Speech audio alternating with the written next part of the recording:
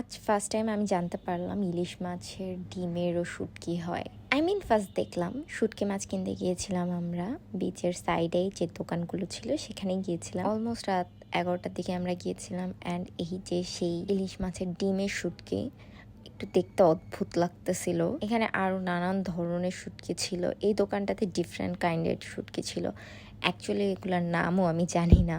আমাকে আম্মু আমার শাশুড়ি যা যা বলে দিয়েছিল যে যে শুটকির কথা, আমি সেটা জিজ্ঞেস করেই আনলাম। আরও টুকিটাকি কিছু কেনাকাটা ছিল। আর কালকে যেহেতু আমরা খুলনায় ব্যাক করব, সো লাস্ট নাইট কুয়াকাটাতে বলা যেতে পারে। সবাই বসেছিলাম এখানে অলমোস্ট রাত 12টা বাজে। এই টাইমে কফি খাচ্ছিলাম অ্যান্ড ভাবছিলাম আবার কবে আসতে পারবো, এরকম মোমেন্ট এনজয় করতে পারবো without hospital, without office, without প্যারা, সব কিছু থেকে দূরে। এভাবে কিন্তু আসা অনেক টাফ অ্যান্ড টাইম কত দ্রুত চলে গেছে। আমরা 3 দিনের জন্য এসেছিলাম আর 3 দিন এত তাড়াতাড়ি শেষ হয়ে গেল।